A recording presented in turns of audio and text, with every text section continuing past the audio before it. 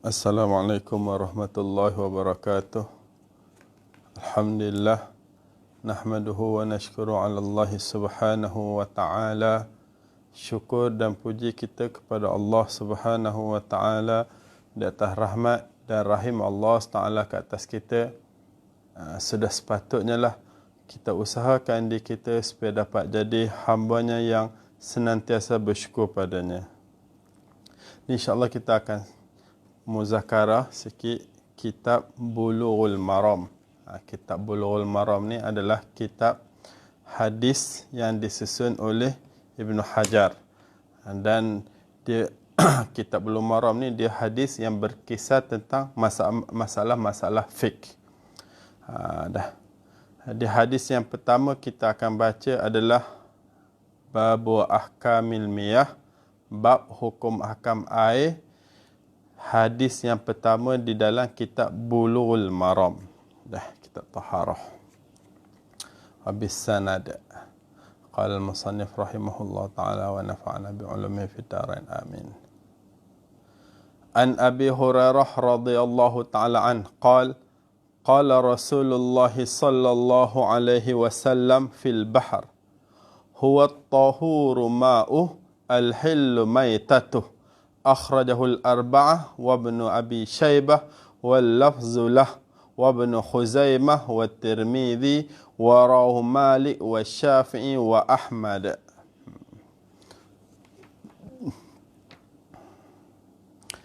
Hadis riwayat Abu Hurairah. Abu Hurairah berkata, qala Rasulullah SAW, Rasulullah SAW bersabda tentang air laut tu, tentang laut tu. Apa Rasulullah SAW bersabda? Huwa tahuru ma'uh al-hillu maitatuh. Air laut itu suci air dia dan halal bangkai dia. Hadis ni Rasulullah SAW bersabda, hadis Abu Hurairah, air laut itu suci air dia dan halal bangkai dia.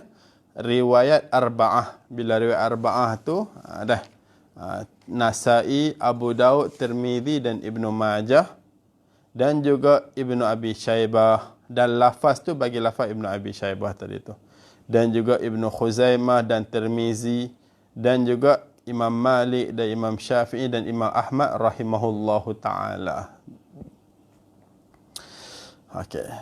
Jadi hadis ni adalah hadis mengenai air laut ni adalah salah satu asas pada masalah taharah. Hadis ni adalah salah satu kaedah yang muhimmah, yang penting. Sebab kita tahu air laut ni, dalam laut ni akan ada bangkai, akan ada binatang yang mati dan sebagainya dia. Lepas tu datang Nabi bagi tahu air laut ni suci, bangkai dia pun halal. Jadi kat sini ni adalah antara asas yang penting dalam bab taharah. Jadi hadis ni adalah sepotong daripada hadis yang panjang. Ada orang sahabat dia tanya ke Nabi, wahai Rasulullah, kita orang ni berlayar dekat laut. Lepas tu air tu adalah sikit dekat kita orang. Bila kita orang berwuduk dengan air yang kita orang bawa tu, kita orang akan dahaga. Lepas tu boleh tak kita nak berwuduk dengan air laut? Itu asal hadis ni. Ada sahabat dia tanya ke Nabi, kita orang pergi belayar, adalah kita orang buat air sikit. Lepas tu kalau kita wuduk dengan air tadi tu, habislah. Kita lapar air lah, dahaga lah. Boleh tak kita nak wuduk dengan air laut? Lepas tu Rasulullah pun jawab, al-ma'u tahuru ma'uh. Air laut tu suci. Siap-siap Rasulullah tambah lagi. Rasulullah tambah ni uslubul hakim. Rasulullah tambah lagi yang tak ditanya apa. Al-hillu maitatuh. Bangkai dia tu pun adalah halal. Jadi Rasulullah tambah dekat sini sebab Rasulullah nampak masalah kat situ pun penting juga. Masalah apa? Masalah tentang bangkai dalam laut tadi tu. Jadi dekat sini pada masalah air laut ni ada perbahasan ulama. Ulama dah sepakat ulama dah ittifaq kata air laut tu suci lagi menyucikan. Ulama dah ittifaq air laut tu adalah suci lagi menyucikan. Cuma Cuma ada ulama ada sedikit ikhtilaf, ada sedikit perbezaan pendapat pada masalah bersuci dengan air laut ni. Inda jumhuril ulama, di sisi kebanyakan ulama, jumhur ulama, bersuci dengan air laut tu hukum dia adalah harus.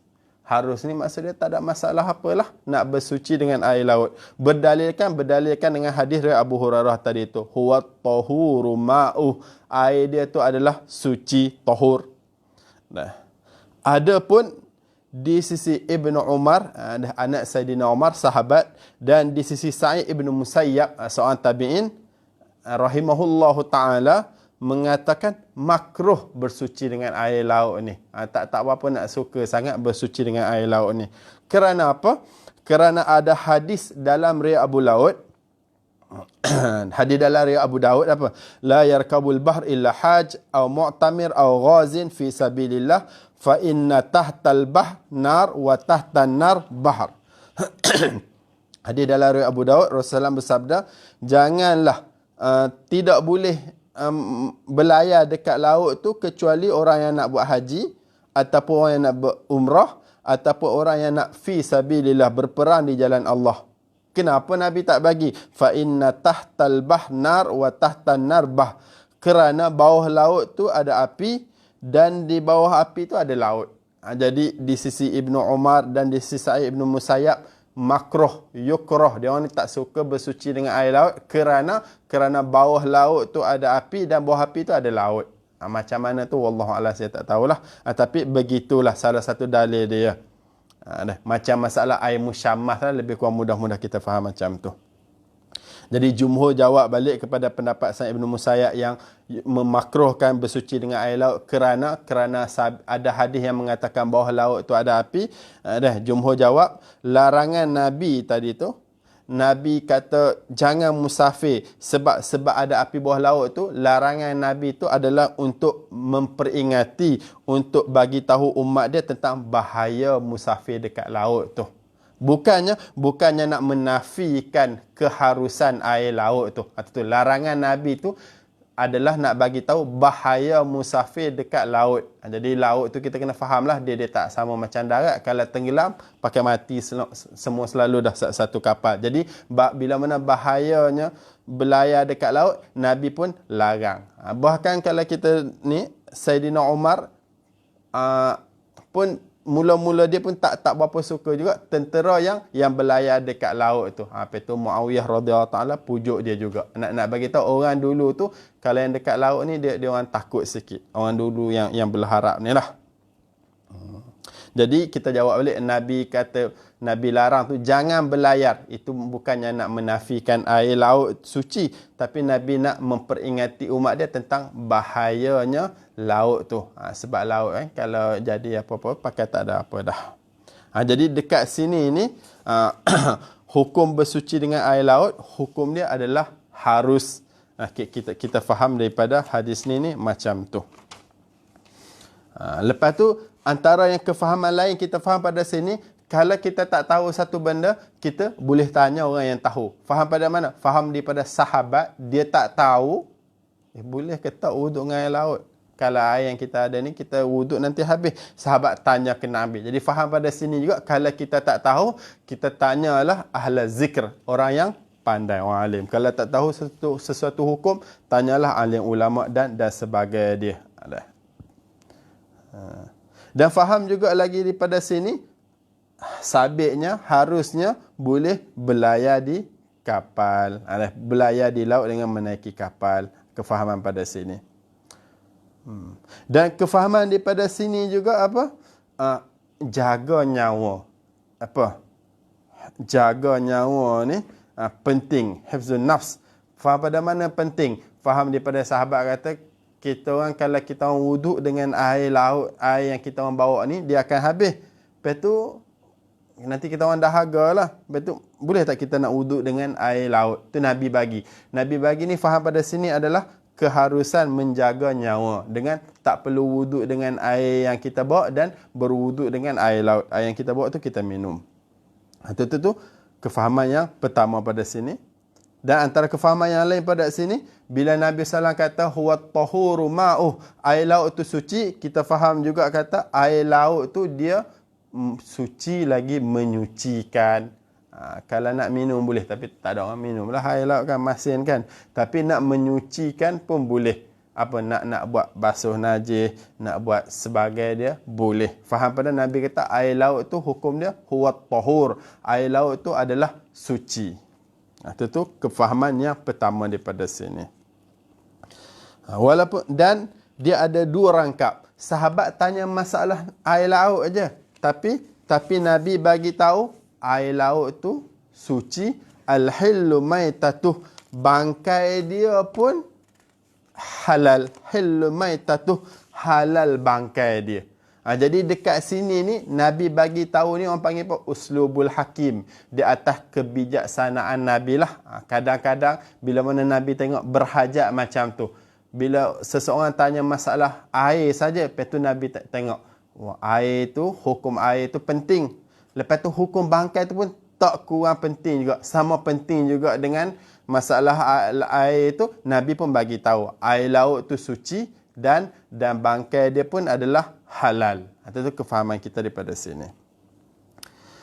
Lepas tu bila mana masuk dekat sini, walaupun sini ni adalah bab miyah, bab air, dia kena bahas jugalah sikit bahasa yang rangkap kedua. Apa yang rangkap kedua tu? Hillu maitatuh, halal binatang dia, halal bangkai dia.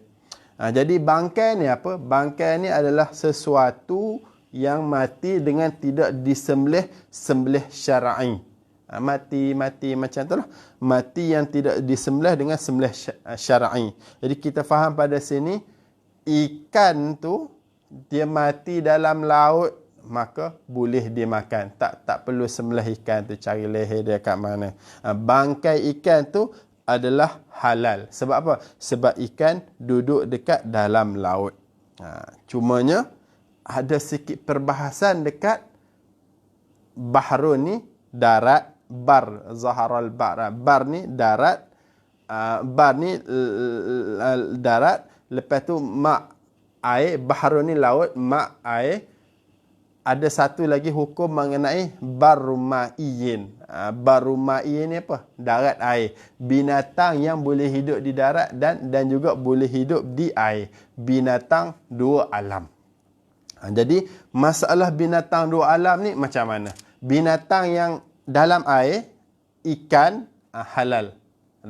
Adapun binatang yang dua alam macam mana? Jadi perbahasan ulama, sedikit perbahasan ulama dekat sini.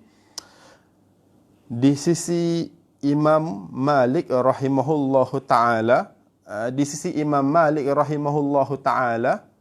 binatang dalam air, bila sebut binatang dalam air, termasuk jugalah binatang yang dua alam. Sebab binatang dua alam dia boleh hidup juga dalam air. Hukum dia adalah halal di sisi Imam Malik rahimahullahu ta'ala. Dalil dia adalah keumuman ayat tadi tu. Apa? Al-hillu maitatuh, halal lah oleh bangkai dia. Jadi binatang dalam air, asal dia boleh hidup dalam air je, di sisi mazhab Imam Malik rahimahullahu ta'ala adalah halal. Nak makan tak makan je. Contoh, buaya. Buaya duduk dalam air. Darat dia duduk juga. Tapi bila mana buaya tu dia duduk juga dalam air, di sisi Imam Malik rahimahullahu ta'ala, setiap benda yang jenis duduk dalam air ni, tak kisahlah walaupun dia boleh duduk dekat darat juga, maka dia adalah halal. Nak makan tak makan tu adalah satu benda yang lain pula. Tapi mengikut hukum, begitulah. Dalam kitab ni pun bagi tahu gitu. Kitab Ibanatul Ahkam Syarah Bulughul Maram. Pensyarah dia adalah orang mazhab Imam Malik rahimahullahu ta'ala. Semua jenis binatang yang dalam air ni boleh dimakan. Penyu ke, katak ke. Kalau nak makan lah, tak makan tak payahlah. Ni dari segi hukum.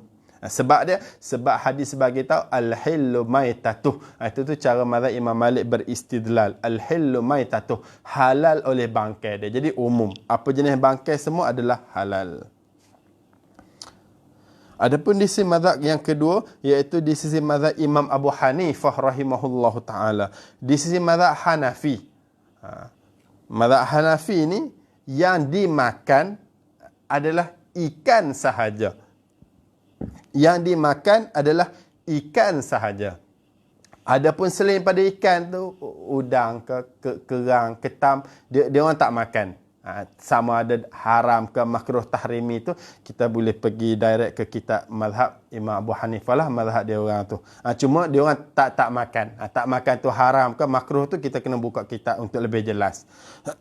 Yang dimakan hanyalah binatang laut, binatang air yang halal di sisi mazhab Imam Abu Hanifah hanyalah ikan sahaja.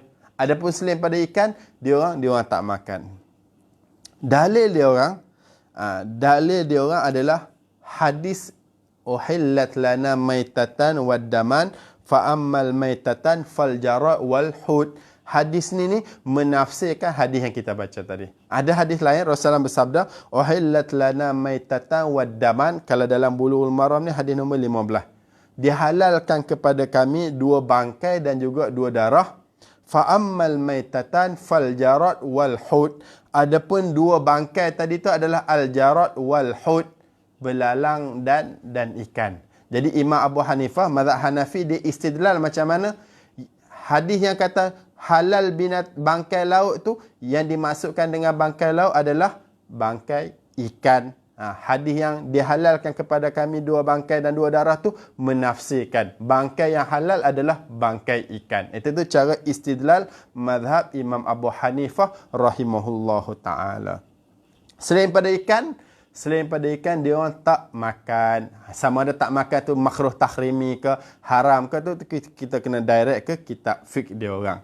Sebab apa? Sebab selain daripada ikan tu dia orang kata adalah khabis, buruk, keji, serangga. Serangga. Macam kita tengok ulat bulu apa semua, kita tak makan kan? Kita tak makan lah tikus apa semua tu. Sebab kita tu benda tu keji. Benda tu adalah serangga. Ayat Quran surah Al-A'raf ayat 157 bagi tahu wa yuhillu lahumut thayyibat wa yuharrimu alaihimul khaba'ith.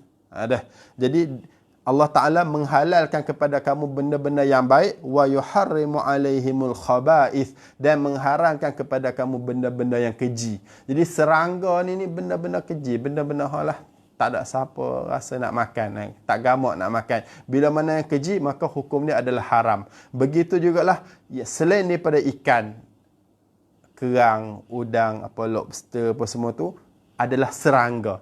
Serangga versi laut, serangga laut. Bila mana dia adalah serangga, maka tak dimakan kerana dia keji. Jadi di sisi Imam Abu Hanifah, selain daripada ikan tu dia hukum sebagai serangga, maka dia orang tak makan. Udang, kerang, macam tikus apa macam itulah dia orang tengok gitu. Itu mazhab kedua. Adapun di sisi mazhab ketiga, iaitu di sisi mazhab Imam Ahmad bin Hanbal rahimahullahu taala. Mazhab Ahmad bin Hanbal rahimahullahu taala, binatang dalam air ni hukum dia adalah halal. Bila sebut dalam air ni termasuklah binatang yang dua alam, kecuali katak dan buaya. Katak dan buaya tak dimakan, tak halal di sisi Imam Ahmad bin Hanbal rahimahullahu taala. Masalah buaya, kenapa buaya adalah haram? Kerana buaya adalah binatang yang mempunyai taring. Ada hadis dalam Jami' Tirmizi ni juga, anna Rasulullah SAW harrama yawma Khaybar kulli nabin minas siba'.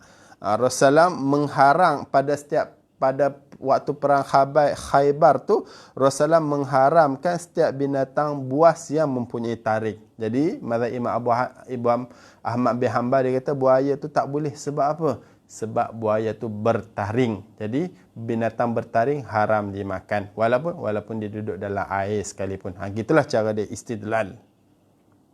Adapun kata hadis dari Abu Daud, anna tabiba sa'ala Nabi sallallahu alaihi wasallam an ad-dhifda' yaj'aluha fi dawa' fa nahaa Nabi sallallahu alaihi wasallam an qatliha. Dalam riwayat Abu Daud, seorang tabib, seorang doktor ni dia tanya kepada Nabi tentang katak yang dia nak buat bagi jadi ubat. Lepas tu fanahahun Nabi sallallahu alaihi wasallam an qatliha. Nabi melarang dia daripada bunuh. Jadi cara dia istidlal macam mana? Tu dalam riwayat Abu Daud, Seorang doktor tanya ke Nabi, boleh tak ambil katak buat ubat? Lepas tu Nabi tak bagi bunuh. Jadi Nabi tak bagi bunuh tu, maksud dia tak boleh lah ambil katak buat ubat. Lepas tu, bila mana Nabi tak bagi bunuh, faham pada situ, katak tu tak boleh dimakan. Sebab apa tak boleh dimakan? Sebab nahyu qatlihi yadullu ala tahrim. Larang bunuh. Nabi larang bunuh tu yadullu ala tahrim. Tunjuk di atas keharaman. Haramnya katak tu. Itu cara Imam Ahmad bin Hanbal istidlal. Adapun di sisi Imam Muna Asy-Syafi'i rahimahullahu ta'ala, mazhab Syafi'i kita kan, binatang air semua halal kecuali barma'i. Binatang yang dua alam adalah haram. Binatang yang jenis boleh hidup dekat air, boleh hidup dekat darat ni, di sisi mazhab Syafi'i kita adalah tak boleh dimakan. Dihukum sebagai haram. Dalil bagi mazhab Syafi'i kita adalah hadis mengenai katak tadi tu juga. Dalil bagi mazhab Syafi'i kita adalah hadis yang mengenai katak tadi tu juga. Seorang doktor tanya ke Nabi, boleh tak nak bunuh katak? Lepas tu Nabi tak bagi dia bunuh. Nabi melarang dia bunuh. Jadi mazhab Syafi'i kita kata apa? Nahyu qatlihi yadullu ala tahrim. Larang bunuh itu tunjuk di atas kata haramnya katak. Sebab apa? Sebab kalau kita nak makan, kita kena bunuh dia dulu. Tak ada makan hidup-hidup masuk dalam perut, duk hidup sampai ke sudah, dia akan mati juga. Sebab apa? Sebab makanan tu dia akan mati masuk dalam perut juga. Jadi itu step yang pertama. Lepas tu yang kalau kita nak faham cara istilah mazhab Syafi'i kita yang mengatakan binatang air halal, binatang dua alam haram, cara istilah dia macam ni. Dia ada 2-3 step untuk kita faham. Step pertama, nahyu qatlihi yadullu ala tahrim. Larangan Nabi itu tunjuk di atas kata haram. Apa maksud dia? Nabi tak bagi bunuh katak, tunjuk kata katak tu haram. Haram apa? Haram dimakan. Sebab apa? Sebab kalau nak makan kena bunuh dulu. Itu cara kita istilah. Itu tu adalah step pertama. Sama macam step Imam Ahmad bin Hanbal rahimahullah ta'ala. Yang kedua pula, kita kata apa? Katak ni adalah binatang yang boleh duduk di dua alam. Katak ni dekat darat pun dia boleh hidup, dekat dalam air pun dia boleh hidup. Katak ni dekat darat pun boleh hidup, dekat dalam air pun dia boleh hidup. Itu tu step yang kedua, cara kita nak faham mazhab kita istidlal, buat keluar dalil pengharaman binatang dua alam. Step yang ketiga, dikiaskan katak kepada sekalian binatang dua alam yang lain. Yang ketiga dia, dikiaskan katak pada kesekalian binatang dua alam yang lain. Bila mana dah dikias, keluar natijah dia apa? Binatang dua alam, hukum dia adalah haram. Kita nampak tak? Jadi yang pertama, seorang ada hadis riwayat Abu Daud, seorang doktor, tabib tanya ke Nabi, boleh tak kita nak bunuh katak, nak ambil katak buat ubat? Lepas tu Nabi tak bagi dia bunuh. Jadi faham daripada sini, katak haram dimakan. Sebab apa? Sebab tak boleh dibunuh. Larangan Nabi untuk bunuh tu tunjuk kata dia haram dimakan. Itu step yang pertama. Step yang kedua kita faham, katak tu binatang dua alam. Katak tu binatang dua alam. Step yang ketiga, kita kiaskan katak pada kesemua binatang dua alam yang lain. Kenalah habis semua penyu ke apa semua tu kan. Kura-kura, buaya, apa semua tu. Semua jenis binatang dua alam yang lain, kita kiaskan kepada katak. Kiaskan apa? Natijah dia apa? Binatang dua alam, hukum dia adalah haram. Seperti mana keharaman katak, begitu jugalah binatang yang dua alam yang lain, hukum dia adalah haram. Jadi, pengharaman haram binatang dua alam dalam mazhab Imam Muna Asy-Syafi'i rahimahullahu ta'ala adalah dikiaskan kepada keharaman katak untuk dibunuh tu. Ada katak dua alam, binatang dua alam yang lain pun sama haram juga. Begitulah sedikit cara istidlal, cara nak mengeluarkan hukum di dalam mazhab Imam Muna Asy-Syafi'i rahimahullahu ta'ala pada masalah mengenai katak tadi itu. Binatang dua alam tadi itu. Jadi masalah hadis yang kita baca hari ini, al-hillu maitatuh Huwa tahuru ma'uhu al-hillul maitatuh. Kita dapat berapa istifadah. Istifadah yang pertama, air laut ni hukum dia adalah suci. Ada ulama sepakat ada guna air laut hukum dia adalah harus. Kecuali ada sebahagian tabi'in, Sa'id bin Musayyab dan juga Ibnu Umar yang memakruhkan kerana ada hadis sebagai tahu di bawah laut tu ada api dan bawah api tu ada laut. Dan jumhur jawab balik pada masalah hadis tu, yang dimaksudkan dengan hadis tu adalah Nabi nak memperingat umat tentang bahayanya berlayar di laut, bukannya menafikan sifat suci air laut tu. Itu yang kefahaman pertama. Lepas tu sambungan dia al-hil maitatuh ni kita faham daripada sini masalah halalnya binatang dalam air, bangkai binatang dalam air. Bangkai binatang dalam air tu, ikan apa semua tu halal. Cuma dekat masalah binatang dalam air ni ada perbahasan ulama juga. Di sisi mazhab pertama, mazhab Imam Malik rahimahullahu taala, apa jenis binatang yang jenis boleh duduk dalam air, hukum dia adalah halal. Semua jenis binatang, tak kisahlah dia dua ala ataupun tidak, jenis bertaring ataupun tidak. Adapun di sisi mazhab Imam Abu Hanifah mazhab Hanafi rahimahullah taala mengatakan ikan sahaja yang halal boleh dimakan. Selain daripada tu tak dimakan. Selain daripada ikan adalah serangga laut. Ada seperti mana serangga darat tak makan, serangga laut pun tak dimakan juga. Ada mazhab Imam Ahmad bin Hanbal, binatang dalam air kesemuanya halal kecuali buaya dan juga katak. Buaya sebab dia bertaring. Katak kerana Nabi larang bunuh dia. Ada tauqif.